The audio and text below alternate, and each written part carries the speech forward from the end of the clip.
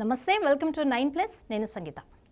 ఒకవేళ Donald Trump ఆ ఒక్క ఒప్పందం నుండి బయటకు రాకుండా ఉండి ఉంటే, అమెరికా ఇరాన్తో కుదిరిన ఆ ఒప్పందాన్ని పక్కన పెట్టకుండా ఉండి ఉంటే, బహుశా ఈరోజు మిడిల్ ఈస్ట్ పరిస్థితి మరోలా ఉండేదేమో. కానీ డొనాల్డ్ ట్రంప్ తీసుకున్న ఒక ఏకపక్ష నియంతృత్వ నిర్ణయం అమెరికా విదేశాంగ విధానాన్ని పూర్తిగా మార్చేసింది.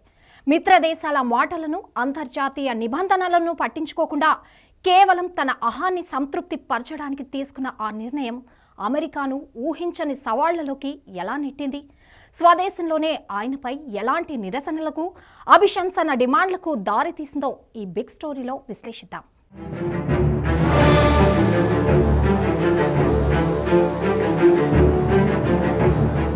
ట్రంప్ అధికారంలోకి రాకముందు ప్రపంచ దేశాలు కలిసి ఒక చారిత్రాత్మక ఒప్పందం కుదిరించుకున్నాయి.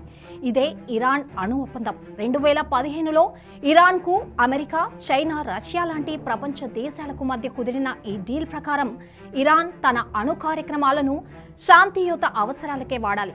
దానికి బదులుగా ఇరాన్పై ఉన్న కఠినమైన ఆర్థిక ఆంక్షలను ఎత్తివేస్తారు. ఈ ఒప్పందం వల్ల ఇరాన్ అణ్వాయుధాలు తయారీ చేస్తుందనే ఆందోళనలు తాత్కాలికంగా తగ్గాయి. అంతర్జాతీయ అణుశక్తి సంస్థ IAEA కూడా ఇరాన్ ఒప్పందానికి కట్టుబడి ఉందని చాలాసార్లు చెప్పింది. అయితే ఈ ఒప్పందం బలహీనంగా ఉందనే విమర్శలు మొదటి నుండి ఉన్నాయి.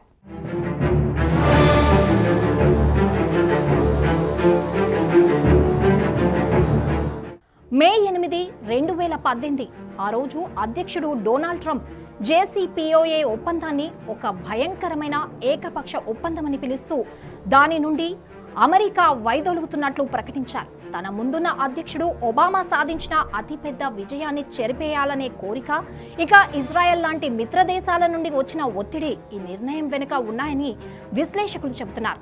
ఈ నిర్ణయాన్ని ఫ్రాన్స్, జర్మనీ, బ్రిటన్ లాంటి అమెరికా మిత్ర దేశాలు తీవ్రంగా వ్యతిరేకించాయి. అయినా ట్రంప్ ఎవరి మాట వినలేదు. తన సొంత నిర్ణయానికే కట్టుబడ్డాడు. ఈ ఏకపక్ష వైఖరిపై అమెరికాలోనూ తీవ్ర వ్యతిరేకత వ్యక్తమైంది.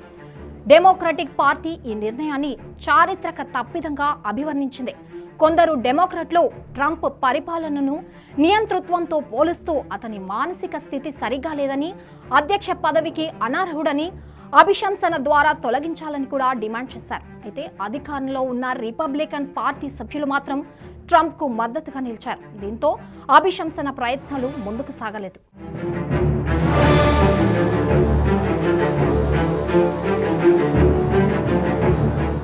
ఒప్పందం నుండి బయటకు వచ్చిన వెంటనే అమెరికా ఇరాన్పై మునుపెన్నడూ లేనంత కఠినమైన ఆర్థిక ఆంక్షలను తిరిగి విధించింది. ఇరాన్ చమురు ఎగుమతులు, బ్యాంకింగ్ రంగాలను లక్ష్యంగా చేసుకుంది. దీనివల్ల ఇరాన్ ఆర్థిక వ్యవస్థ కుప్పకూలింది. కరెన్సీ విలువ పడిపోయింది. అయితే ఈ ఒత్తిడికి ఇరాన్ లొంగిపోలేదు. పైగా మరింత దూకుడుగా ప్రవర్తించడం మొదలుపెట్టింది. అమెరికా తనను మోసం చేసిందని భావించిన ఇరాన్ ఒప్పందంలోని పరిమితులను దాటుతూ యురేనియం శుద్ధిని మళ్లీ వేగవంతం చేసింది. దీంతో పర్షియన్ గల్ఫ్ ప్రాంతంలో ఉద్రిక్తతలు ఒక్కసారిగా పెరిగిపోయాయి. ఇరాన్, అమెరికా మధ్య గల్ఫ్ కంట్రీస్లో చిన్న చిన్న ఘర్షణలు జరిగాయి. దీంతో అమెరికా మిడిల్ ఈస్ట్లో వేల మంది సైనికులను మోహరించింది. ఈ బలగాల ఖర్చు రోజుకు దాదాపు $13 మిలియన్ అంచనా. ఈ పరిమాణాల చివరికి ఒక పెద్ద సంఘటనకు దారితీశాయి.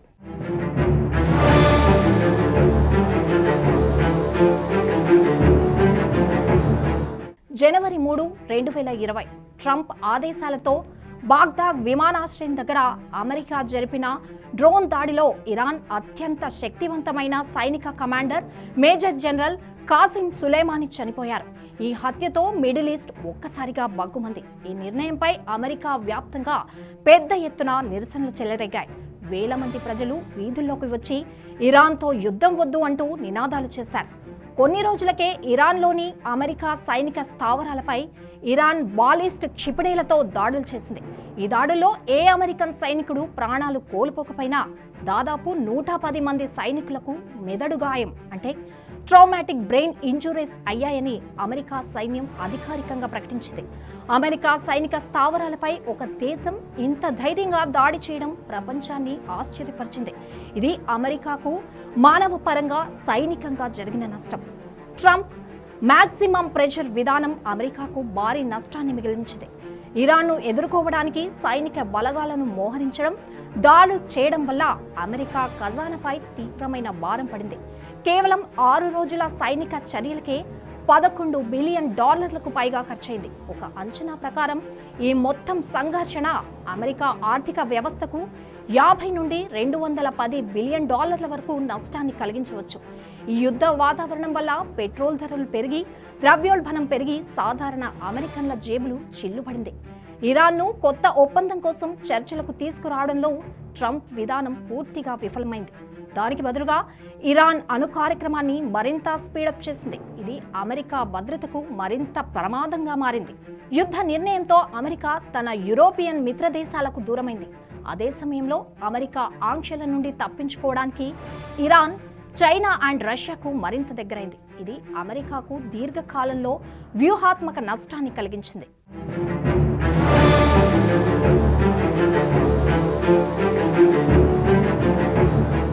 చరిత్రను చూస్తే దౌత్యానికి బదులు నియంతృత్వ పోకడలను ఎంచుకుంటే పరిస్థితి ఇలానే ఉంటుంది.